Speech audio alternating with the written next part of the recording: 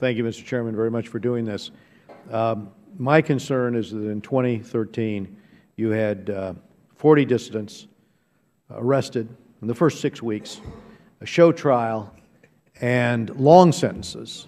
And this was more cases than all of last year in Vietnam.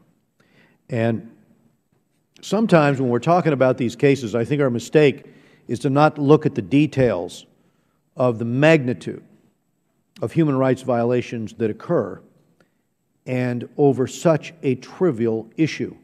Maybe not that trivial, because the two students that I wanted to bring up, Nguyen Phương Uyên and Đinh Nguyên Kha, were actually talking about the territorial integrity of their own country, of Vietnam, handing out leaflets.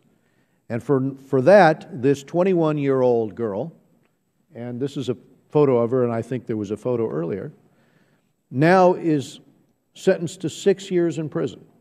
And here's my concern and why I'm bringing this to the attention of both of you. After she was arrested and before our sentencing, we had that dialogue. And nowhere in your remarks do I see mention of what happened to her. And according to her mother and according to her friend, when she was arrested, she was beaten into unconsciousness and kicked.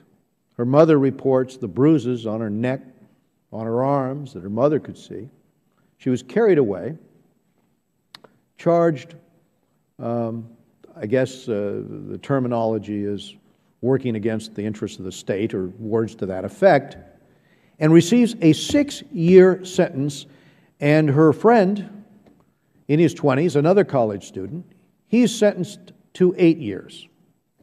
It is not just the show trials and the sentencing, it's the barbarous way in which they were beaten. And my concern is when we have these dialogues, when we had that dialogue in April before her sentencing, how much, Doctor, did you speak up about this case? And what did you say the United States was prepared to do to prevent these disparate sentencings and these types of beatings while in custody? Thank you, Congressman.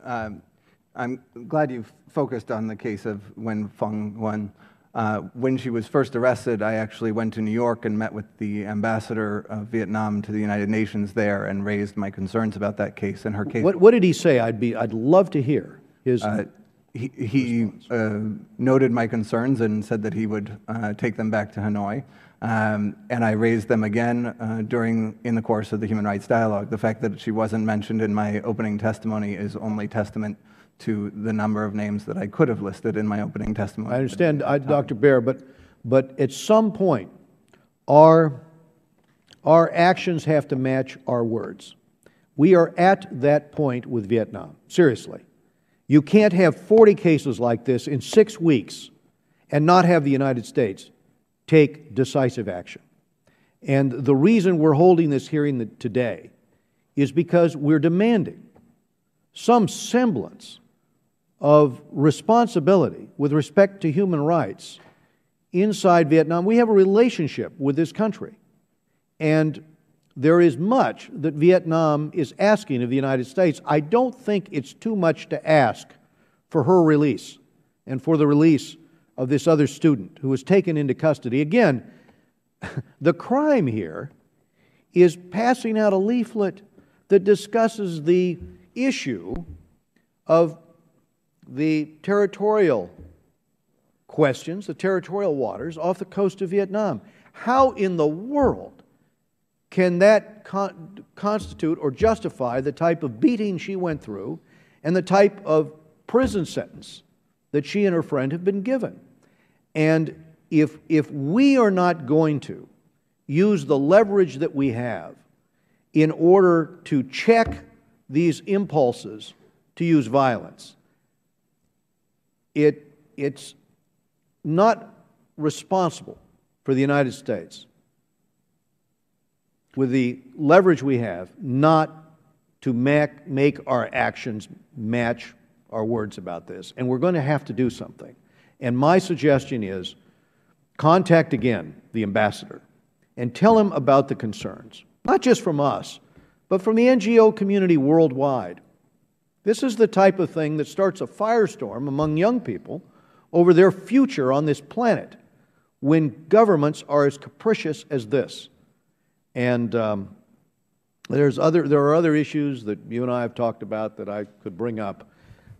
But at this point in time, please let's at least set an example here that the dialogue we're having can bear some results, that we mean it when we say we want to work together for human rights and for the future.